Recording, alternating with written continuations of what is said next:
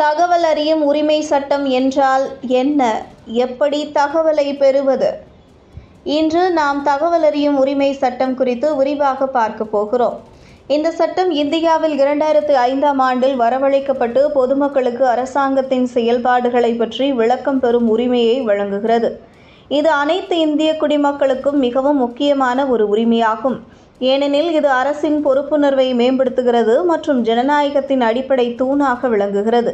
இந்த தகவல் அறியும் உரிமை சட்டம் என்றால் என்ன?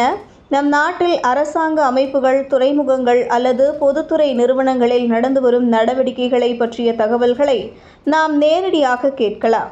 இதன் மூலம் அரசு மற்றும் பொது அமைப்புகள் தெளிவாக செயல்பட வேண்டும் என்ற கட்டாயம் ஏற்படுகிறது. அரசாங்கத்தின் திட்டங்கள், நிதி விநியோகம், வேலைவாய்ப்பு தகவல்கள் போன்றவற்றை பொதுமக்கள் நேரடியாக கேட்டு தெரிந்து கொள்ளலாம். RTI மூலம் என்ன தகவல்களை பெறலாம்?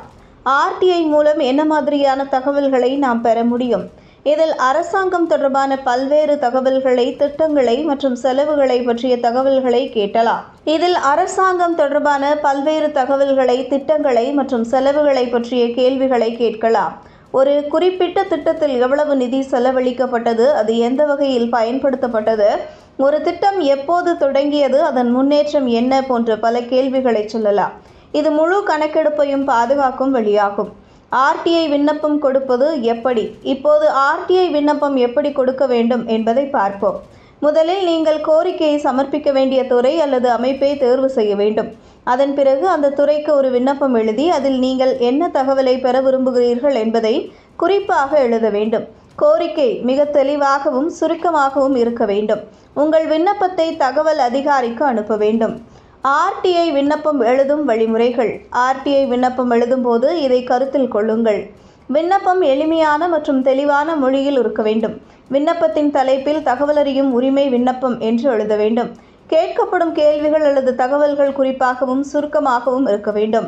உங்கள் பெயர், முகவரி மற்றும் தொடர்பு விவரங்களை சரியாக குறிப்பிட்டு கடிதத்தின் முடிவில் உங்களின் கையொப்பத்தை செய்ய வேண்டும். RTI விண்ணப்ப கட்டணங்கள் மற்றும் பதிலளிக்கும் காலம்.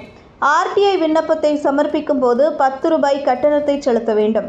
இந்த கட்டணம் பல்வேறு முறைகளில் செலுத்த முடியும். அஞ்சல் ரெக்கி, செக் அல்லது டிராஃப்ட் மூலமாகவும் ஆகலாம். 30 நாட்களுக்குள் நீங்கள் கேட்கப்பட்ட தகவல்களுக்கான பதிலை அரசாங்கம் தர வேண்டும். பதில் கிடைக்காவிட்டால் அல்லது தாமதமானால் நீங்கள் மேல்முறையில் அதிகாரியிடம் முறையிடலாம். அப்படி ஒருவேளை உங்களுக்கு எந்த விதமான பதிலும் கிடைக்கவில்லை என்றால் அல்லது உங்களுக்கு கிடைத்த பதில் சரியாக இல்லை என்றால் மேல்முறையில் பொது தகவல் அதிகாரி அல்லது மேலதிக அதிகாரியிடம் முறையிட வேண்டும். இந்த தகவல் அறியும் உரிமை சட்டம் அரசின் செயல்பாடுகளை வெளிப்படையாக வைத்து நாம் தேவைப்படும் தகவல்களை பெறுவதை மிகவும் எளிமையாக கொண்டு வந்திருக்கிறது. இதனை அனைவரும் பயன்படுத்தி நமது ஜனநாயக உரிமையை வலுப்படுத்த வேண்டும்.